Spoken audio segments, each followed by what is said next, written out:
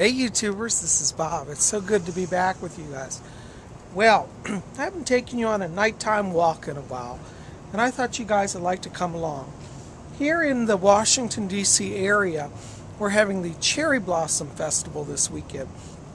And we have cherry trees here that were given to us by the nation of Japan. And for any of my viewers in Japan watching, we thank you. We love the Japanese cherry trees. Anyways, they've become quite popular all over the Washington area. And as you look out here, you can see this street is lined with Japanese cherry trees. And even though it's nighttime, they have such a soft, beautiful glow. You can see the rich, full blossoms against the night sky. And I just love the cherry blossoms. So as you can see across the street, there are a bunch of trees. They go up and down this whole street here. Isn't that spectacular? And I just think that, when we stop and pay attention to the natural order, our lives come into balance. Now look at this tree here. How spectacular it is. Even at night, its beauty shows. Is that not amazing? The Japanese cherry trees, some of them are very slender and delicate like this one, but actually some of them can be really quite large and as big as oak trees. I think these are just something. Look at that. Is that not beautiful? And against the night sky, it's very dramatic. For those of us who practice the Wiccan tradition, the nighttime holds a special energy. It's a time of magic. Tonight the air is so soft and beautiful, and the moon is just now starting to go into waxing moon. The last few days have been the dark moon, and now we're going into the new moon. And I can't wait to see it. I'm not seeing it yet. It may not be up, but if I get it on camera, I certainly, if I can see it, I'll get it on camera for you. But for those of you who write and you say, Bob, how do I practice Wicca? Well, the secret to a spiritual life is to be aware of the natural world. See, Wicca is not about escaping the world. We don't escape the world and run to a faraway place. We don't try to get to heaven.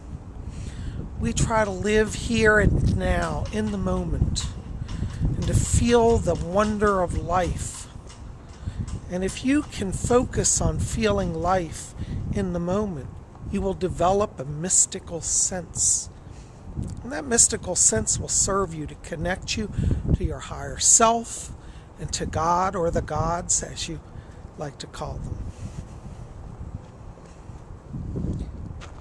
One of the things that I try to do when I walk outside at night is to feel every sense. Since our visual senses are somewhat dimmed, it's a wonderful time to rely on the other senses.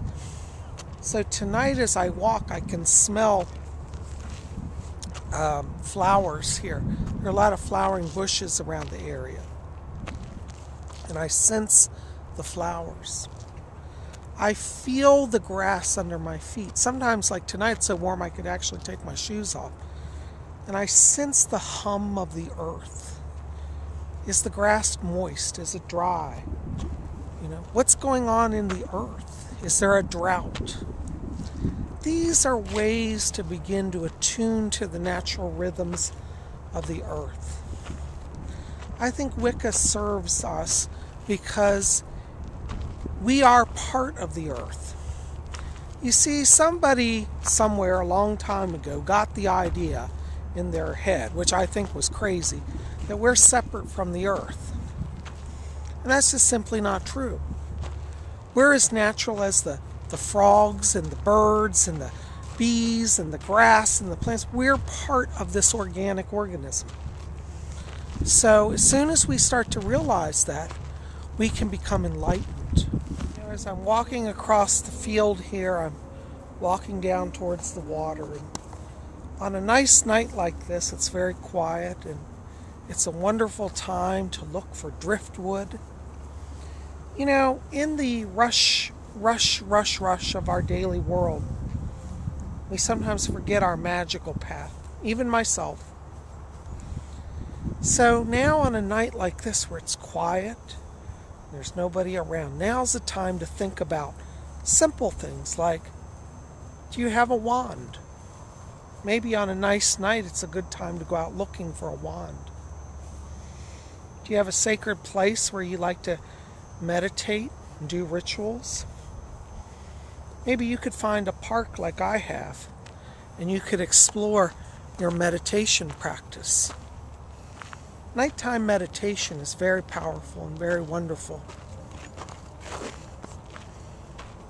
Magic is not hard to obtain or to attain if you just put some energy into it. To be a spiritual person means to look within and to attune to your own self and how that relates to the world around you. As I'm walking down here, I'm seeing some driftwood already washed up here in the grass. Look at that. Now that would make a nice little staff for somebody. There it is, just free for the taking. Look at that, it even has a built-in handle.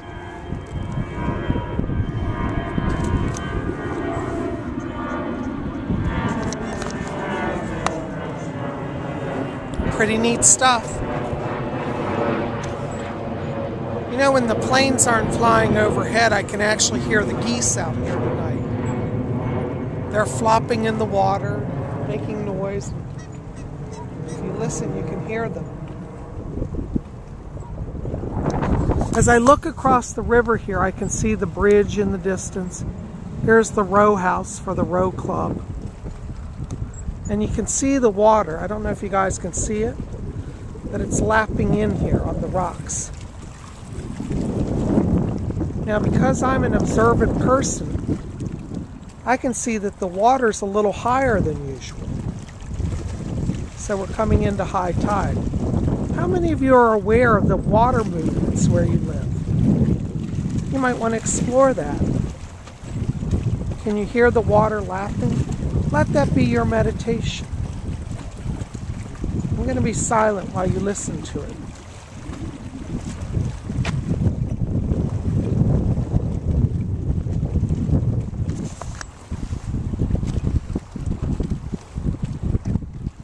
When I walk along the shore, I find a lot of peace.